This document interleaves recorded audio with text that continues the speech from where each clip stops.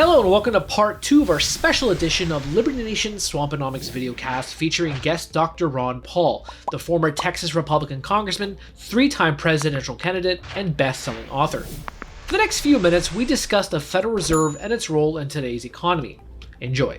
You were in Washington for many terms. Now, you've probably seen all the ridiculousness that happens in the nation's capital. One thing I find extremely frustrating from the business media to the White House is that the Federal Reserve is an independent institution, completely dismissing its history and partnership with the White House. At the same time, former Treasury Secretary Larry Summers, he recently said that in order to stop the recession and stop inflation, you have to have millions of people unemployed. So now, when you see these types of things happen and read these statements and hear these people speak, where's this thinking coming from? And is this the intellectual establishment of Washington? You've seen this many times before. What's going on? What's going on in Washington? Well, they've all been influenced by bad ideas.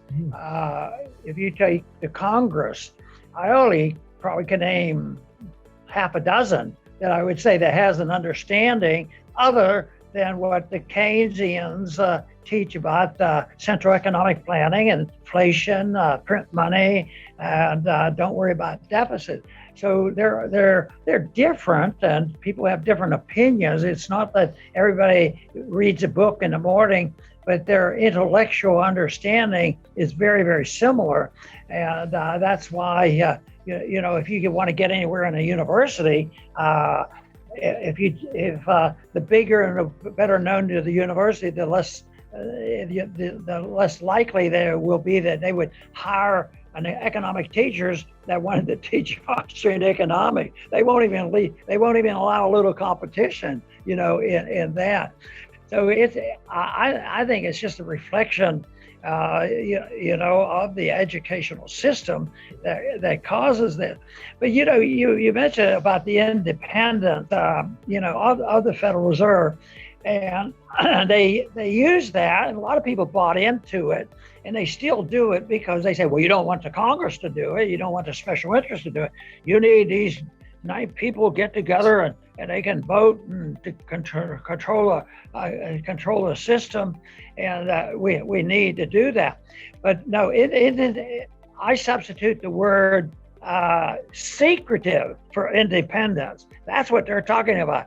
Independence means they don't want you to know anything about what really goes on. They say, well, don't they read the minutes today? They're going to allow us to see the minutes of the meeting. No, we don't know what's going on the crisis. What happened, in 2008 when I guess it was Lehman Brothers then, when it crashes, they spend trillions of dollars. They pass it out, and because the currency, our dollar, is so strong in compared to the rest of the world, they can pass out trillions of dollars and sort of be able to buffer through it. But eventually that'll end. Right now, there's a lot of people who are still pretty happy with the dollar, but it's a fake system. It doesn't work, and eventually, it'll be wrecked. And the longer this pseudo standard works, and the bigger the bubble gets, the worse the downturn will be. Before I get to my final question, I want just one more quick thing about the Federal Reserve. There's an expectation that the Fed, or at least the White House, is pushing the Fed to adopt additional mandates. One that covers social justice, another one that covers climate change. So, is the Federal Reserve only going to get larger in the future, despite its putrid track record over the years? Yes, it will, and there's legislation to put that into law. Originally, they were supposed to watch the prices going up, try to prevent the prices going up, because that's a consequence of our printing money. And they're supposed to work on full employment. But then they have added, I think in the 70s, the thing about they can manipulate interest rates, long-term interest rates. But yes, the talk about social engineering is very real. It's happening already. It's just that they wanted to bring it out in the open and make people, aware of it, because,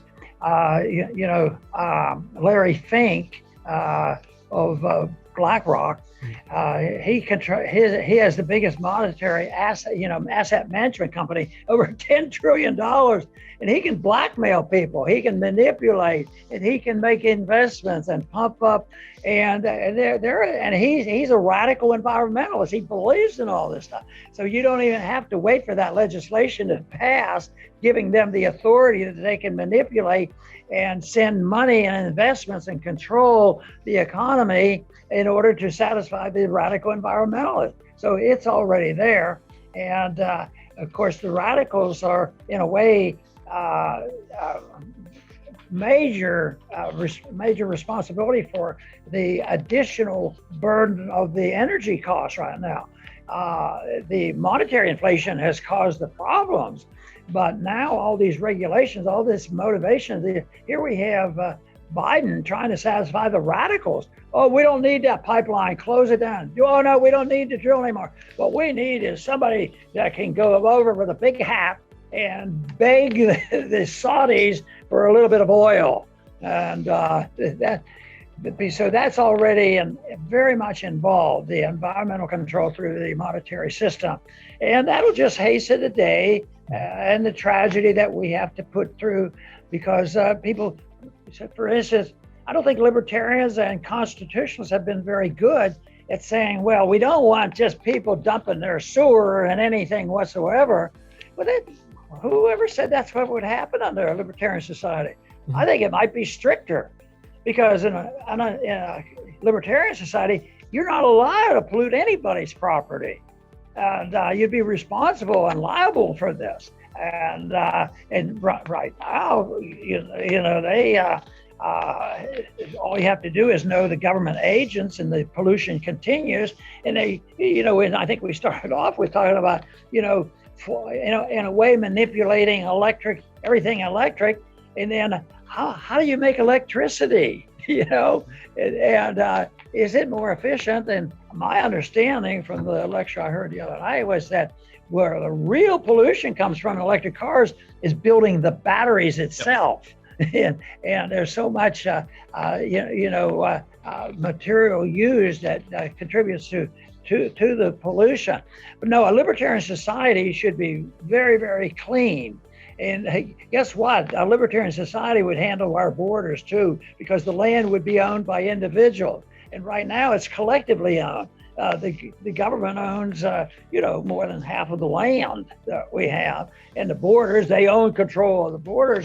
But I think most people still, libertarian or not, believe that your house and home is your castle, and that there's no trespassing. People now, it's still illegal to just walk into somebody else's house and take their property.